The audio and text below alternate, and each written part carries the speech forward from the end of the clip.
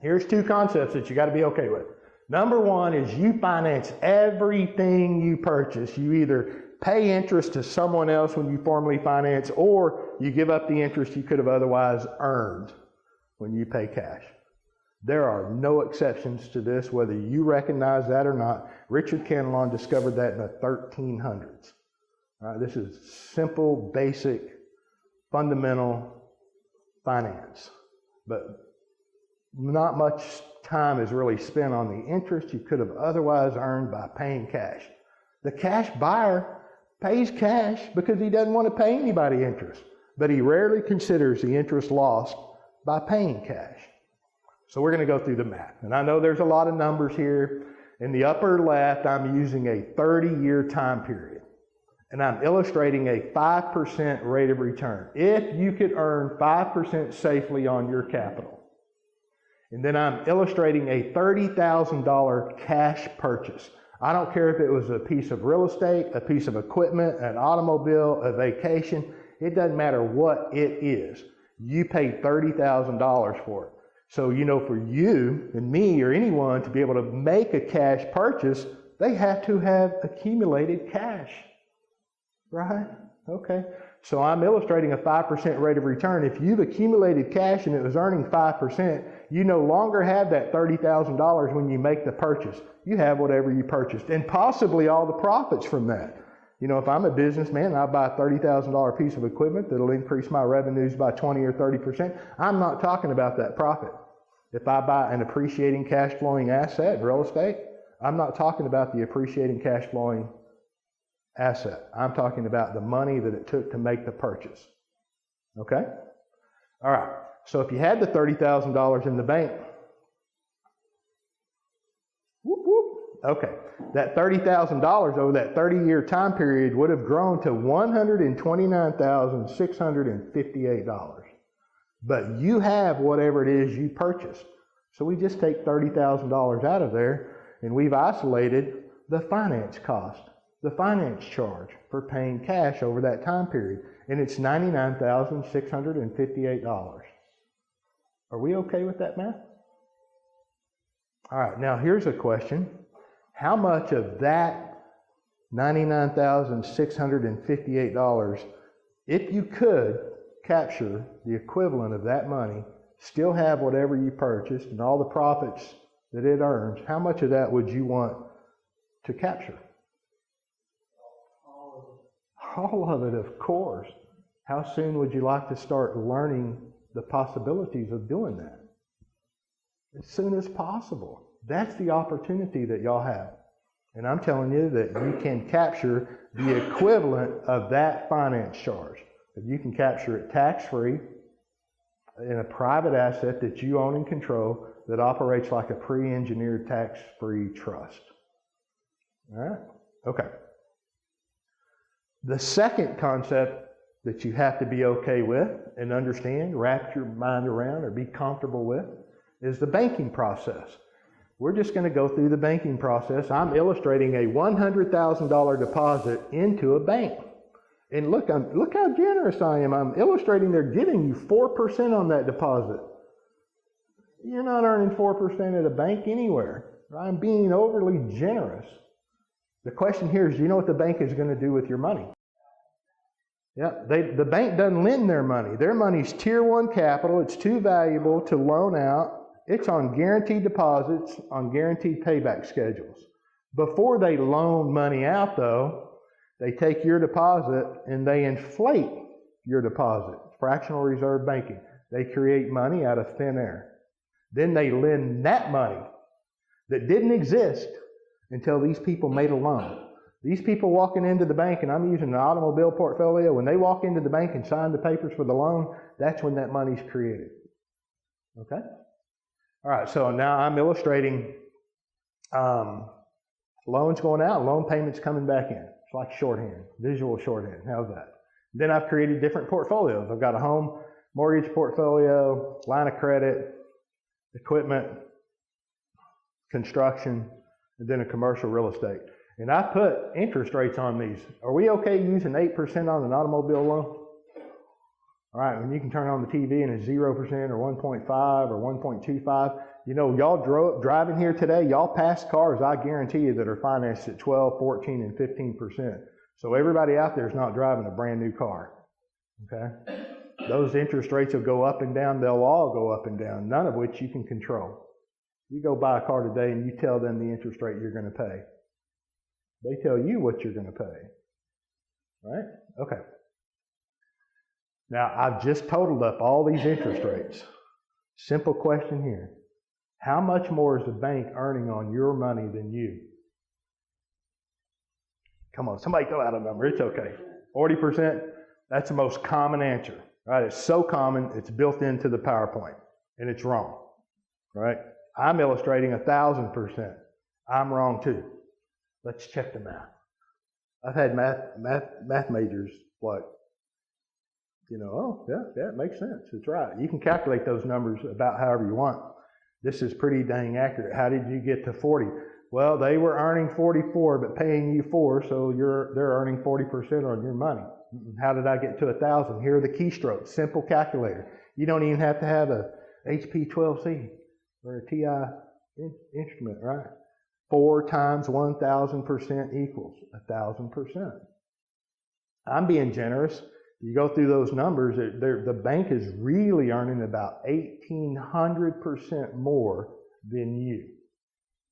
Right? Now, the bank is doing something that y'all can't do, right? They're creating money out of thin air. Y'all can't do that. It's counterfeit.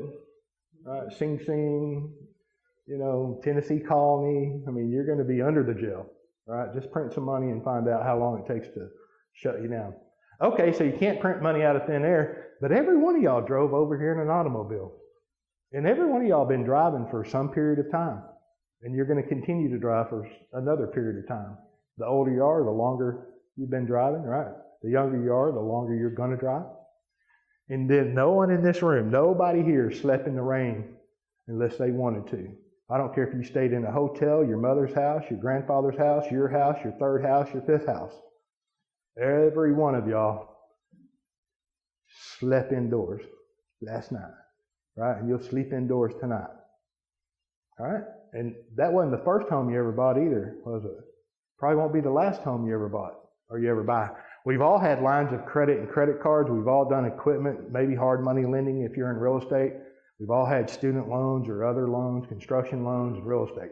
So you can't print money out of thin air. But you can build an entity that you own and control and put money into it and then use that money to finance everything you were going to finance anyway. When you put your money into motion like that, it's called velocity. When you add velocity to money, somebody's making a profit. And if you do it with your money, you can make that profit. All right, now look, words have meaning. Words are powerful. I married a beautiful girl from West Des Moines, Iowa. It snows up there in the wintertime, really bad sometimes. When it snows really heavy and the wind's blowing and that snow piles up beside a barn, what do you call that pile of snow? A drift. Have you ever heard the term snowbank? Right? Okay, now if I'm floating down a river in a canoe, what do you call the pile of dirt on both sides of the river?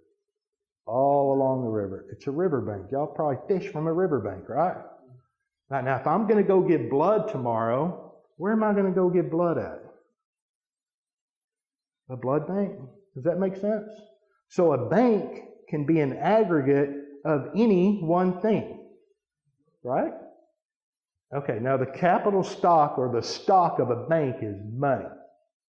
All right, and now if we looked at Webster's today and we looked up bank or banking, it would talk about cash flows, deposits, withdrawals, loans, loan repayments, right? The movement of money. All right, so I'm talking about creating a bank, a pile of money in an entity that you own and control. And then I'm talking about using that money collaterally to finance everything that you are going to finance anyway, which is everything you purchase. You finance everything you purchase. You either give up interest you could have otherwise earned, or you formally finance and pay somebody else interest. Does that make sense? Pretty simple, right? Okay. The question here is the only trick question that I have. Who'd you rather be, the banker or the borrower? Let's look at that. The banker. Well, the banker controls the loan. He tells you how much you're going to pay, when you're going to pay it, and what's going to happen if you don't pay it. And then he wants it collateralized, right, with real property most of the time. Then he wants your personal guarantee on it as well. Then he's going to charge you interest on money that didn't exist until you made the loan. Right? Okay. The borrower has the need for capital. Right? If we're doing investing, we don't have any capital, we need capital. Right? Okay. So the question, who'd you rather be, the banker or the borrower? Here's the trick part of that. Who makes all the profits on a loan, or the majority of the profits? Let me say it this way. Y'all remember GMAC, right? General Motors Financing? Right. Okay, before 2008, they existed, and they were the most profitable arm of General Motors, right? So now they're Ally Bank, right? Now you tell me why General Motors, when they got into trouble, sold off the most profitable arm that they had, and how could it be the most profitable arm at 0% interest? Those are pretty fair questions, all right? So let me say it this way. When you go buy, I don't care if you're buying a Chevrolet, Ford, Dodge, it doesn't matter. But let's just say Chevrolet. You're going to go buy a Chevrolet truck. You know, my God, they charge $85,000 for some of those things. All right, now you pay $85,000 for a truck. Who made the most money? The salesman that sold you the truck, the dealer where the salesman works, or the entity that financed the truck? The finance. Banking's the most profitable going concern on the face of the earth. They always make the majority of the money. All right, so here's the trick part of the question. You'd want to be your own banker, you'd want to be the borrower, but you would want to be the bank owner as well. And it's a trick question because it's not up there. All right? I'm sorry? Yeah, you want to be really all three. The third choice isn't there. And here's why. Did you know your bank pays dividends? Right. How many of y'all got a dividend check last year from your bank? You did? Credit union, right? Or saving credit union. Okay. They pay dividends. Banks pay dividends too. And nobody here got a dividend check. You know why you didn't get a dividend check? Because you don't own the bank. The dividends go to the owners of the bank, the stockholders. They got the dividend. All right. So in this question, the banker controls the loan. The borrower has need for capital. And then the banker makes the majority of the profits on whatever deal is done. So you want to be all three. And this is what that concept teaches you to do, to become your own banker. It just uses high cash value life insurance. Thanks for watching. If you enjoyed the video, leave a like. And if you think it was helpful, share it with a friend. If you want to see more videos like this, then subscribe down below and click the bell icon so you can be notified when we release new videos. And we are releasing new content all the time. Don't miss it. Thanks for stopping by.